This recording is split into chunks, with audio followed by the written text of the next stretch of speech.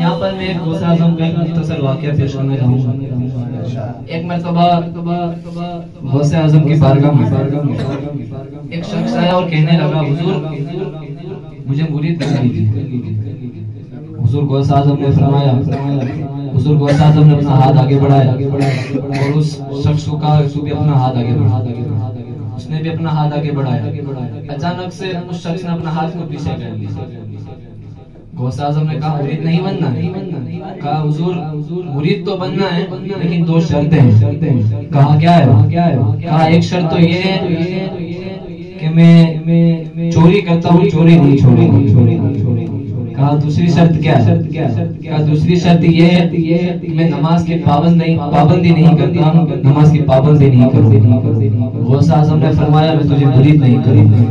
کہا کیوں حضور؟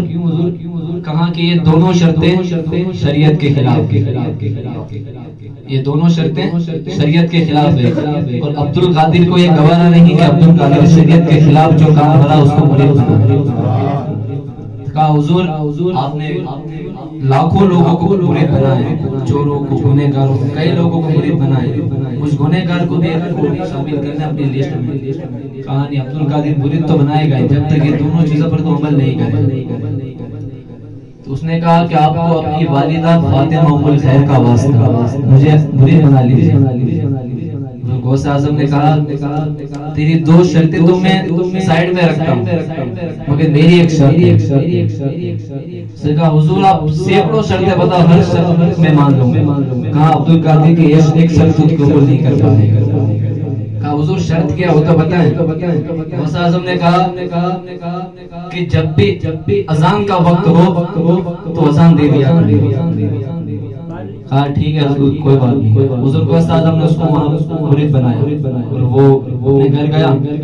جب بھی مسجد سے اذان کی صدا آتی وہ اپنے گھر میں اٹھ کر اپنے ہی گھر میں اذان دے دیتا اور پھر 4 بجے پہ سو جاتا۔ یہ مسلسل 4-5 روز تک ہوتا تھا۔ اس کی بیوی نے کہا، چوتھے دن جب اس کی بیوی نے کہا کہ کیا لگا ہے 4 روز تک صرف اذان دے رہا ہو، حالانکہ مسجد قریب میں وہاں جا کے اذان، اگر اذان بھی دیتے ہو تو ڈائریکٹ سو جا تو نماز کیوں نہیں پڑھتے؟ کہا کہ تجھے معلوم نہیں میں نے کسی سے کمپرومائز کیا ہوا، وعدہ کیا ہوا۔ کہا کہ بات کیا ہے کہ تو نہیں جانے۔ اس کی بیوی نے کہا کہ 4 دن ہو گئے، 4 دن سے تم نے چوری نہیں کی، اب گھر میں کچھ کھانے کا نہیں۔ تو کہا کہ میں یہی ٹینشن میں ہوں کہ چوری بھی کرنی ہے اور عبد القادر کا وعدہ بھی نبھانا، دونوں کیسے ہو سکے؟ جب بھی چوری کے لیے نکلتا ہوں تو یہ خوف رہتا ہے کہیں اذان کا وقت نہ ہو جائے۔ اس کی بیوی نے کہا ہمت تو کرو چوری کرنی۔ تو اس نے کہا کہ عشاء اور فجر کے درمیان میں وقت رہتا ہے، عشاء کی اذان دے کے فوراً بغداد میں ایک بہت بڑے امیر کا محل، اس محل کے پیچھے آنگن سے وہ رسے ڈال کے آنگن میں پہنچ گیا اور آہستہ آہستہ وہ جو جواہرات کا جو کمرہ تھا اس طرف پہنچا اور اپنے بوریے میں ایک کر کے آہستہ آہستہ سب جواہرات ڈالنے لگا۔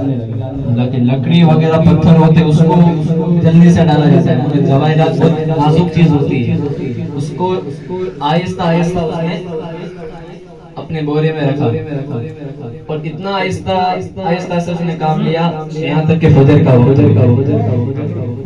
اب اس کا دل بھر گیا کہ بس اتنا سونا کافی، اپنے کندھے پہ بورا لگایا اور ابھی محل کے باہر آنگن ہے نا وہاں بھی پہنچا، اذان کا وقت، صبح کا وقت ہو چکا ہے، وہیں پہ اس نے بورا رکھا اور اذان دے۔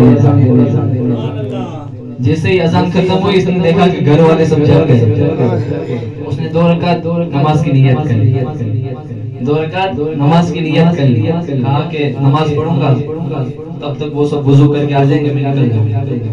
جیسے ہی اس نے نماز سے سلام پھیرا پیچھے دیکھا کہ مقتدی کی صف لگی،